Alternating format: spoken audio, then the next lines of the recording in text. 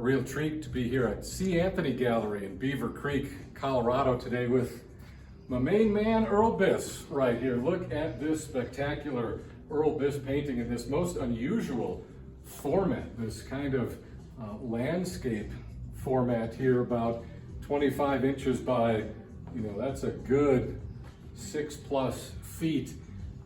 Dramatic, vibrant yellow against the dark blue that really pops in this painting. We've got a scene here of a Native American encampment. The title of this picture, Leaving Camp Under Mossy Creek. Earl Biss, an Apsaalooke painter. Crow is the English name for his nation. And obviously you can see the teepees lined up here, and we've got the horses and riders in the foreground with this expansive mountain and sky view in the background.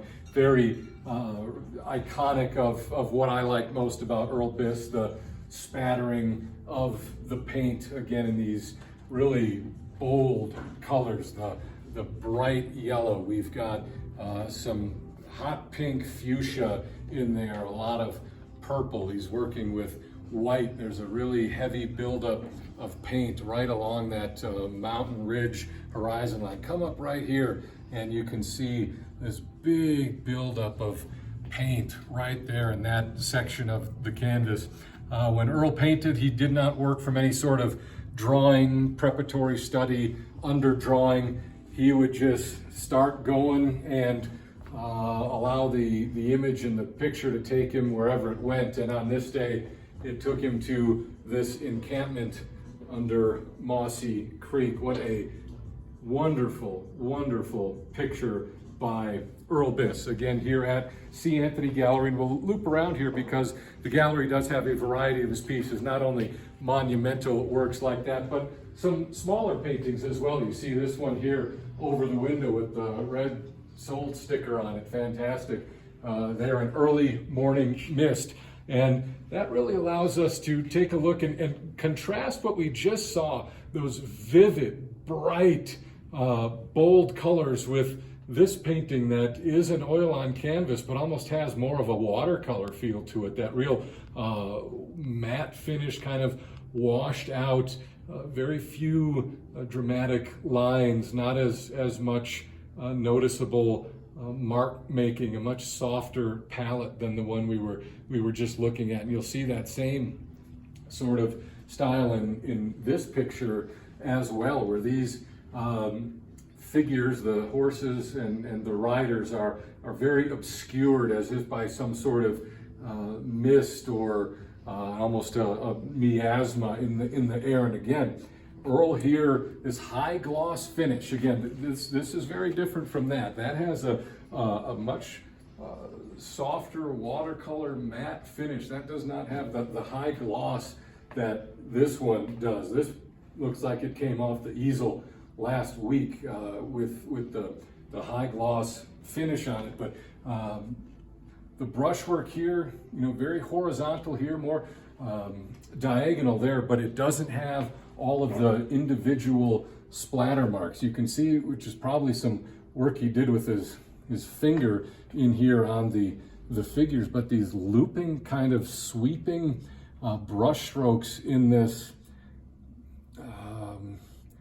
kind of earth tone, pinky purpley. We've got a lot of brown in here, some yellow. This does not have the vibrancy of that first picture we saw, but again is distinctively Earl based on his figures, and it shows what kind of a master he was with the brush. The painting that we saw first, this painting, that painting right there. We've got another one here that is almost painted in a pastel kind of a style, a very straight, impressionistic style. Again, a Native American encampment down here.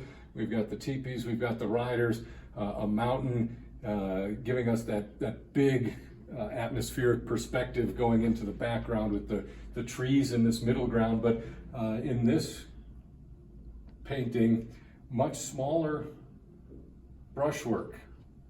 as opposed to this other one, which has the big sweeping horizontal brush going across it. And then, you know, we'll come over here in the corner, and we've got another picture that kind of dissolves with the image. It's there and it's not. We've got a ring of figures, spirit people returning to the center of the earth. Earl Biss, very connected to his Apsaalooke spirituality. His paintings are so connected to his ancestors and the future Crow people, his place as kind of a conduit between past and future. You can see the circle here, and in Native American culture, as opposed to white culture is linear. You're born, you live this life, and you die. Here is a good representation of the Native American philosophy that life is circular. This painting I learned from the gallerist here. I was actually painted in Venezuela not long before Earl died in the late 90s. He did spend some time in Venezuela, and on the back of this picture, it references Venezuela. But again, we've got the bright colors, the fuchsia, this kind of seafoam, that really light palette, but none of the detail in that first picture. This doesn't have the vivid pop of color. It again has more of a wash over it.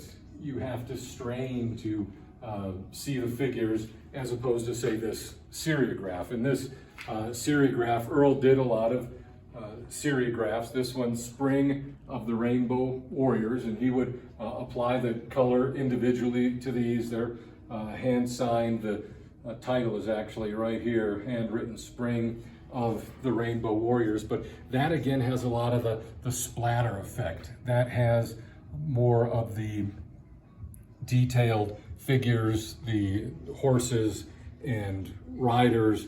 It's got that great purple and some of the pink through here, that real vibrant blue. So what we've seen is a variety of different color work from Earl Biss, a variety of different brushwork from Earl Biss, always working with those Native American figures, that Native American imagery, the spirituality. You don't see faces on any of these figures. There was one picture, the front picture, there was a suggestion of a face, but Earl doesn't paint a lot of detail in the faces. These people are suggested, and to me that means this could be a scene from the past or the future. This scene that Earl came to paint might have been an image that was brought into his mind from the 1700s. It might be an image that has yet to actually take place. Here's another great Earl Biss. This is an oil on canvas as one with the mist. His, again, use of that fantastic purple, this haziness, a real high gloss again with his paintwork here. But when you come up close to that picture, the brushwork is almost undefinable, because he probably used a good bit of varnish or maybe even water to get some of this drooping effect, but a totally different paint application in this picture than the other ones we've seen. But again, this misty, kind of shrouded, foggy, hazy effect where Earl is conjuring these images out of his mind, and it's just not as clear to him as maybe we'd like it to be. And we're going to take a look at one more fantastic seriograph over here, again at C. Anthony Gallery in Beaver Creek. And these, just so you know, that first painting we looked at, $80,000 picture, okay?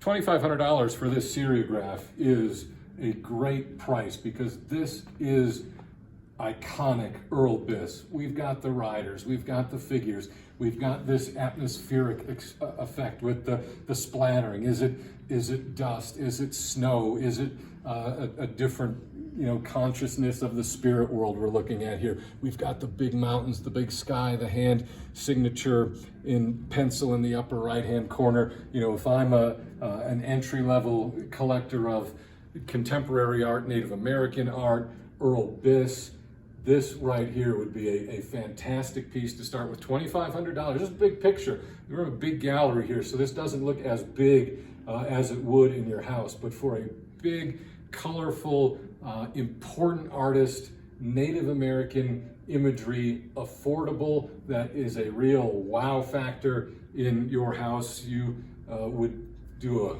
a real service to yourself here with this Earl Biss signature or serigraph Autumn Mountain Haze. And for sure, when you stop into Beaver Creek and See Anthony Art Gallery, take a look at these pictures up close. You are going to see a lot more than we can just kind of breezing through here, and spend some time with these pictures and let Earl Biss sort of get into your spirit, get into your soul as he has mine. He's an artist who was a really captivating personality and a figure here in the Colorado mountain towns who a lot of people have fond memories and recollections of, and his artwork is not to be missed.